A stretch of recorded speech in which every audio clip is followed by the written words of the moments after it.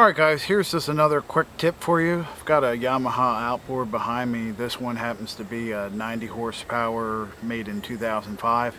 But this quick tip is for if your power tilt trim fails and it is for sure not something that you can correct easily, electrical underneath the cowling, the relay, be able to jump something out, anything like that. If your pump has died or you're out of fluid or any number of those things and you can't get the motor up, what you need to do is you need to release the pressure in the hydraulic system. Now of course if it's leaked it out, then you'll probably be able to just go ahead and pick the motor up because you won't have any resistance. However, if your pump or your motor has died for the system, then what you need to do is turn the pressure release screw counterclockwise, and what that's going to do is relieve that pressure. So I'll get you up in close and show you this screw and where to look for it and really how simple it is to go ahead and do that. Alright, so here's the port side of the motor bracket, and this is below the water line here. This is actually the bottom mounting bolt, just to give you an idea. And so this is what we're looking for right here. So it's a little picture of a motor, and you want to turn the direction of the arrow counterclockwise to release this pressure. It's really easy to do. This one's already released, but I will tighten it for you.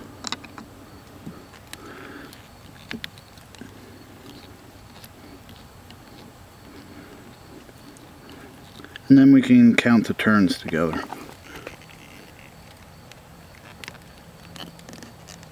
That's half, one and a half, almost 2 turns counterclockwise, and that will relieve the pressure for the trim tilt.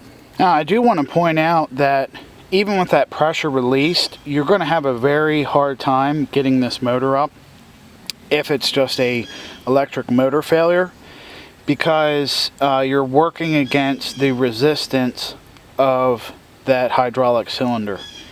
I apologize, loud bird is loud. Anyway, yeah, exactly.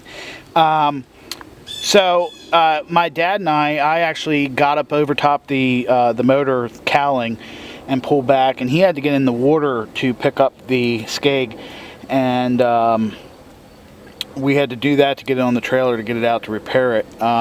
So just be prepared that you might not be able to get it up by yourself. No pun intended there.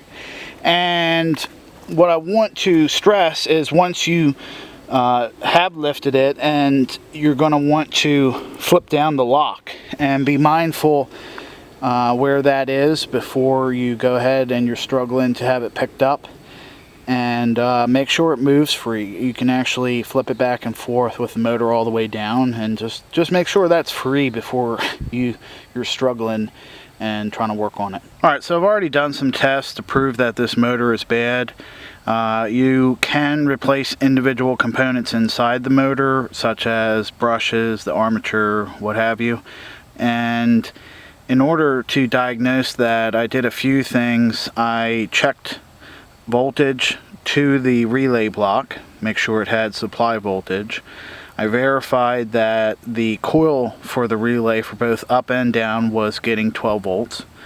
And I took off the leads going to the motor for up and down, and I applied direct current right to them, and nothing happened.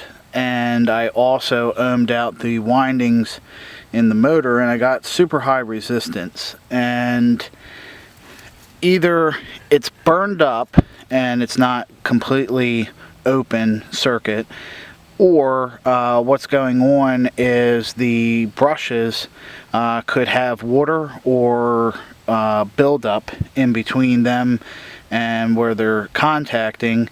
That could be the issue, but we're just going to go ahead and replace this whole motor.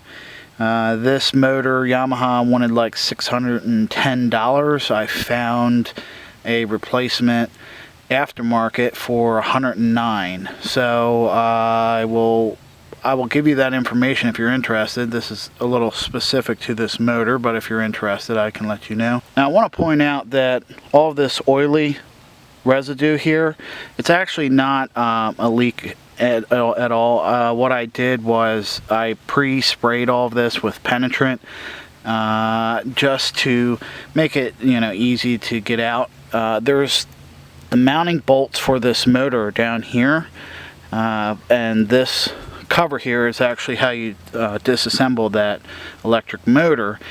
And what I might do is just clean it out and put it back in, and then we'll have a spare on hand. But I'm also not sure how well I'm going to be able to access all these fasteners. Hopefully just with able to come in with an extension and an Allen socket on a little 1/4-inch drive ratchet. If not, there is a snap ring that holds in the pin for the cylinder that actually mounts up in here to the upper part of the bracket, and might have to rotate this whole trim tilt assembly down to access that. And we'll go from there. But this was just a quick little tip of how to get this motor up, and I hope that helps you guys out. Hey, thanks for watching the video. Appreciate your time. Please leave a comment down below. We're all about sharing knowledge and bouncing ideas off of each other. That's what YouTube's all about, and that's what my channel's all about. If you liked the video, please hit that like button. And if you want to stick around for some more, please subscribe. Again, appreciate it. See you on the next one.